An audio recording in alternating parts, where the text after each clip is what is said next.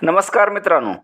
राज्यातील शेतकरी शेती करत करत शेतीला जोडधंदा म्हणून दूध व्यवसाय करतात आणि काही शेतकऱ्यांनी तर दूध व्यवसाय हा मुख्य व्यवसाय म्हणून निवडला आहे.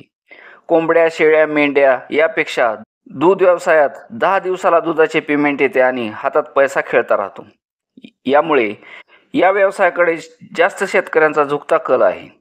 नवीन पिढीतील युवकांना दूध व्यवसायातील आर्थिक गमक कळाल्यामुळे 10, 15, 20, 50 अशा मोठ्या संख्येने गाय किंवा म्हशीची खरेदी करून मोठा व्यवसाय उभा करून यशस्वी करूनही दाखवला आहे. अशा दूध उत्पादकांनी दूध व्यवसाय मुख्य व्यवसाय म्हणून केला आणि असलेली शेती ही चारा लागवड आणि इतर पिकासाठी वापर करायला सुरुवात केली. शेणखताचा वापर वाढल्यामुळे शेतातील उत्पन्नही वाढले. मात्र 2019 पासून या व्यवसायाला थोडीशी उतरती कळा यायला सुरुवात झाली असून मागील 7 वर्षांमध्ये बऱ्याच शेतकऱ्यांनी या व्यवसायाला रामराम केला आणि आपले गोधन दुसऱ्या शेतकऱ्याला मिळेल त्या किमतीत विकून या व्यवसायातून बाहेर पडले. दूध दराच्या धोरणात शासन हे नियोजन शून्य कारभार करते, असे काही शेतकऱ्याचे म्हणणे आहे.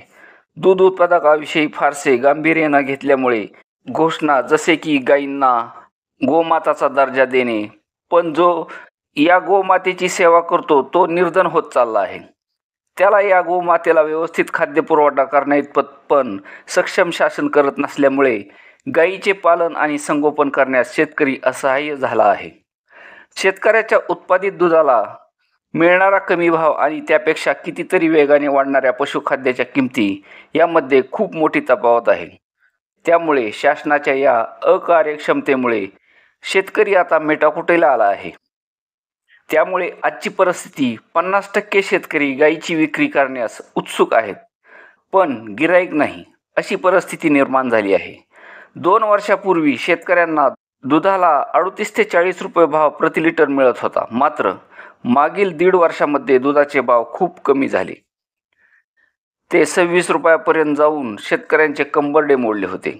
पण आता सध्या 32 रुपये ते 34 रुपये भाव आहे. त्यामुळे सध्या तरी ना नफा मिळतोय आणि ना तोटा होतोय, फक्त खर्च भागतोय अशी अवस्था सध्या आहे. शासनाकडून शेतकरी दुधाला 40+ भाव असावा अशी अपेक्षा करतात. निदान 4 ते 5 रुपये प्रति लिटर नफा मिळावा हीच अपेक्षा आहे. पण शासन या प्रश्नाकडे कधी लक्ष देते ते येणाऱ्या काळात कळेलच. शेतकरी जगला तर देश जगेल, कारण हा देश कृषीप्रधान आहे. शेवटी सत्य परिस्थिती ही आहे की जो दूध उत्पादक मुख्य व्यवसाय म्हणून हा दुधाचा व्यवसाय करतो त्याला निश्चितच हा व्यवसाय परवडतो आणि तो यशस्वी सुद्धा होतो. धन्यवाद.